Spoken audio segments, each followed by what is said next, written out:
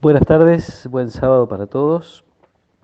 Vamos a rezar un ratito juntos teniendo presente a la Virgen del Rosario. Si bien la fiesta es en octubre, este día, 25 de septiembre, mucha gente va física o espiritualmente a su santuario de San Nicolás. Así que tendremos presentes esas intenciones que la gente lleva, sus acciones de gracias y también celebrar que mucha gente cuando va a los santuarios reza por todos. Entonces, de alguna manera estamos representados en esos peregrinos. Seguimos leyendo el Evangelio según San Lucas, estamos todavía en el capítulo 9 y el pasaje de hoy es el siguiente.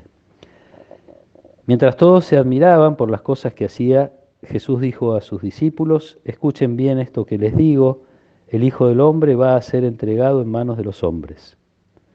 Pero ellos no entendían estas palabras, su sentido les resultaba oscuro, de manera que no podían comprenderlas y temían interrogar a Jesús acerca de esto. Palabra del Señor. Ya escuchamos varios anuncios de Jesús, los discípulos también habían escuchado varios anuncios de su pasión, esta vez quizás el más corto, el más austero, simplemente dice el Hijo del Hombre, con esta expresión que habla de quien siendo fiel a Dios tiene que padecer. Va a ser entregado en manos de los hombres. No habla de quiénes, no habla de las autoridades como en otras oportunidades, ni siquiera menciona la resurrección. Los discípulos, algunos de los discípulos venían de haber compartido la experiencia de la transfiguración, después del primer anuncio de la pasión, y todos habían tenido la experiencia, no solo los discípulos, sino mucha gente, de ver a Jesús curar a un endemoniado epiléptico. Y eso provoca la admiración. Todos se admiraban por las cosas que hacía. En ese momento, que uno podría decir exitoso, en ese momento en el cual la gente celebra el poder de Dios que se manifiesta en Jesús, es cuando él cree que es oportuno recordarles a los discípulos esto del camino de la pasión. Se mezcla en el corazón de los discípulos la admiración por lo que venía haciendo Jesús, como le pasa al resto de la gente, y con la incomprensión. No quieren preguntar, les resulta oscuro esto que Jesús está diciéndoles. Quizás puede uno interpretar también, a la luz de esta situación de la admiración y de la incomprensión, que los discípulos también se están preguntando, como lo hacía Herodes, ¿quién es este? Que la pregunta que Jesús les había hecho, ¿quién dicen que soy?, no está todavía del todo respondida. ¿Quién dice la gente y quién creen ustedes que soy yo?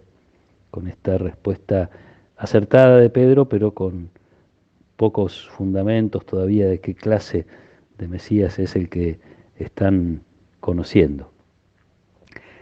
Es una buena pregunta también para nosotros, en medio de la fe y de las incomprensiones, en medio del deseo de conocer a Jesús y de la alegría de conocerlo, el conocimiento también o la experiencia también de las cosas que nos resultan oscuras y que no entendemos. Entonces, también puede ser para nosotros la pregunta: ¿quién es Jesús hoy para mí?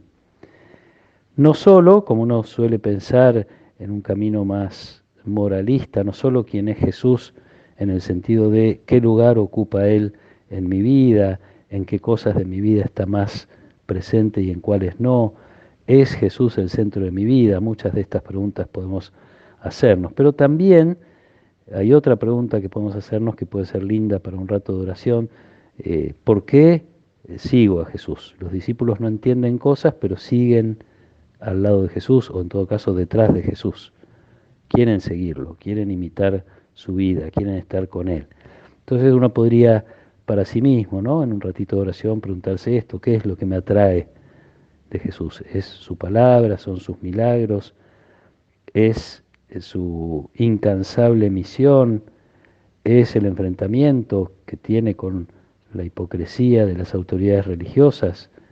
¿Es su constancia y esta capacidad que tiene en medio de los halagos de no olvidarse que su camino va a pasar por el rechazo y por la condena? Es decir, anuncio de Jesús del reino sin medir las consecuencias, o en todo caso conociéndolas sin ceder al temor que podrían provocarle. Es su opción por los marginados, por los pobres, por los olvidados de todos o de la sociedad. Bueno, esto probablemente pueda ser un lindo ratito de oración para cada uno de nosotros, identificar qué es lo que me hace ser todavía discípulo, a pesar de las cosas oscuras que se me presentan en la vida, de las cosas que no entiendo, de las veces que puedo experimentar, y a veces hay que decirlo con todas las letras, la ausencia de Dios. Dios parece no estar presente en algunas situaciones, en la sociedad, en mi propia vida, en la vida de mi familia. Es bueno, me parece, que la Virgen del Rosario de San Nicolás nos acompañe en este camino.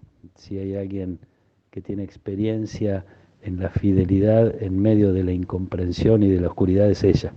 Pidámosle a la Virgen que nos ayude a identificar qué es lo que todavía nos hace querer ser discípulos de Jesús y seguirlo, qué es lo que nos fortalece en las cruces que tenemos que llevar en nuestra vida. Que el Señor los acompañe en esta tarde, que Él nos proteja y nos bendiga, en el nombre del Padre, y del Hijo, y del Espíritu Santo. Amén.